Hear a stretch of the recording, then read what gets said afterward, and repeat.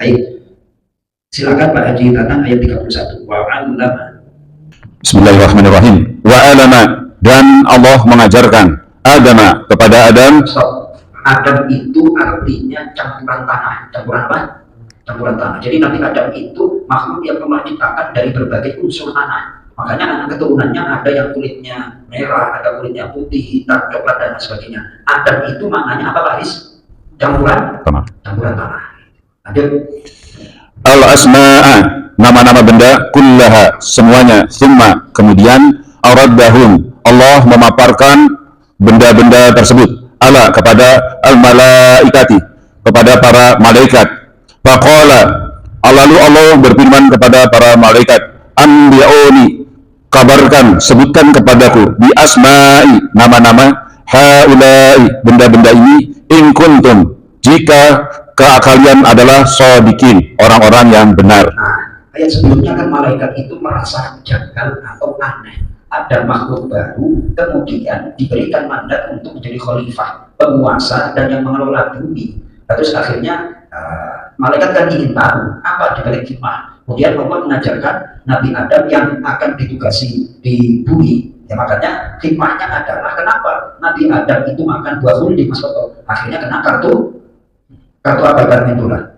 Kartu merah, keluar lapangan, keluar Nah memang setikanya seperti itu. Kalau nggak makan buah khuldi nggak kena kartu.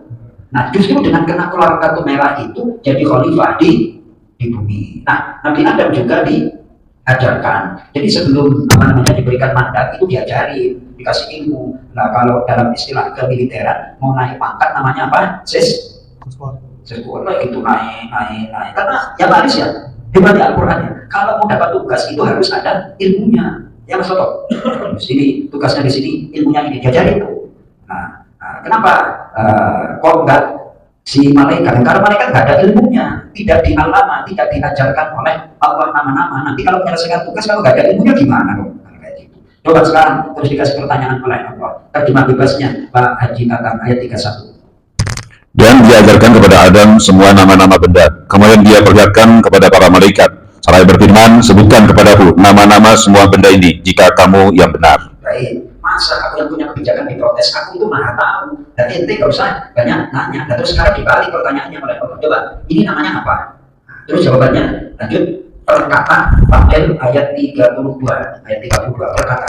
Santai jawabannya. Qalu, para malaikat berkata, Subhanaka, Maha suci engkau dari semua penjanggahan. La ilma, tidak ada pengetahuan lana bagi kami, illa kecuali ma apa yang alam tanah engkau ajarkan kepada kami.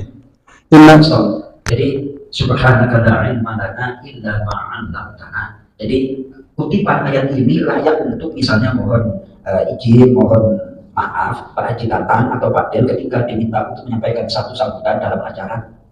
Sampaikan ini, subhanaka la ilma lana illa ma 'allamtana.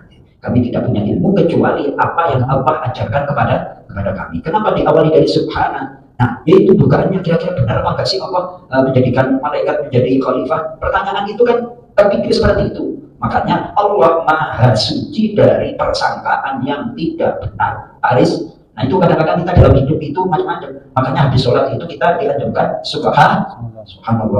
Artinya untuk membersihkan pikiran kita itu. Maha suci Allah dari pikiranku yang gak benar, dari hatiku yang gak benar. Udah bekerja, udah ikhtiar, kok gak datang-datang itu rezekinya. Kan kayak gitu manusia. Betul Mas Toto? Nah itu dibersihkan dengan subhanallah. Ketemu orang kadang-kadang mikirnya yang macam-macam kita, ya kan? Nah itu subhanaka. Makna dari subhana itu menjauhkan Allah dari sifat yang tidak terpuji, yang tidak layak. Termasuk dalam hal ini adalah malaikat bertanya, kenapa Allah menjadikan makhluk baru itu namanya apa Pak Haji? Makhluk pendatang baru. Padahal ada malaikat iblis yang senioritasnya, ya. Terus malaikat ada manusia yang baru, terus kecil lagi. Anak bawang. Ya, anak bawang. Kira-kira kan seperti itu.